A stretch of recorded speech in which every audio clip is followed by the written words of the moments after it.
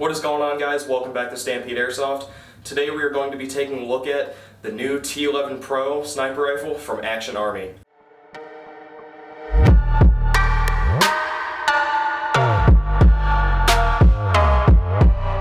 This sniper features a full metal upper receiver with a nylon reinforced polymer lower receiver. Moving from tip to butt, we have our federally mandated orange tip that you will probably get rid of right away to put a suppressor or something on there.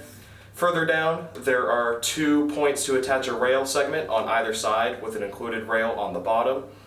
You can use these to attach any sort of bipod, flashlight, or any other rail attachments. Right behind the bottom rail segment is a quick detach sling mount, which is an odd choice because there aren't any other QD mounts towards the rear of the rifle. Slightly further back on the top of the rifle is your Hopup adjustment, which is very familiar from other VSR-10 style rifles. This Hopup has a very satisfying click when you move it into each position.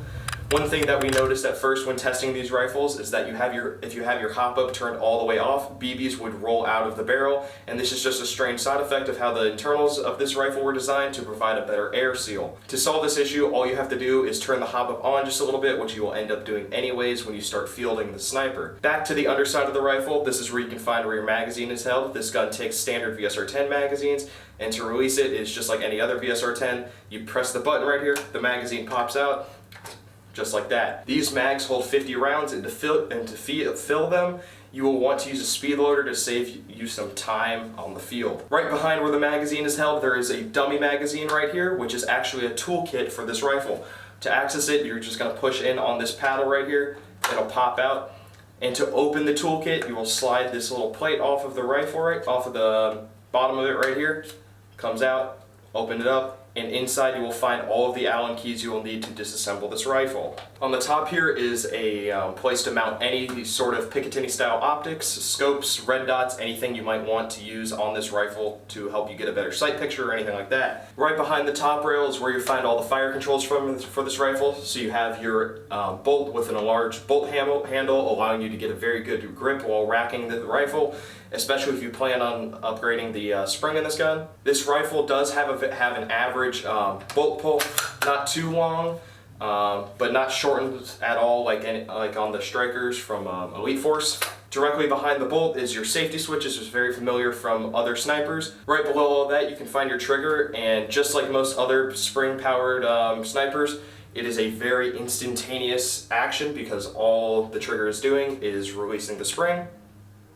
Now at the rear section of the gun, you will find a very comfortable rubberized pistol grip and your stock with a rubber butt pad. Out of the box, the stock actually comes detached and you will just have to screw it on, but luckily the gun comes with the Allen wrench size you will need to do that. Also found on the stock is the rear sling attachment point, which can actually be swapped to the other side just by undoing these screws right here and switching them around to the other side.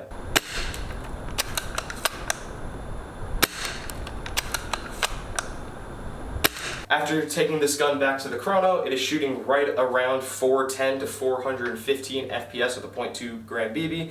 That is a fairly standard FPS for snipers right out of the box, but it does fall pretty short of what most fields limit snipers to, which is 550 FPS. Luckily, these things are relatively cheap and easy to upgrade. All you really need is a stronger spring. And if you wanted to, you could put a tighter bore barrel in it and even a new Hopup unit. The Action Army T11 Pro is available in store and will be up on our website soon and is pricing at $228.95. As always, thank you guys for watching. Don't forget to like, comment, and subscribe. Go follow us on Facebook and Instagram to stay up to date with all the new stuff going around at the shop and at the field.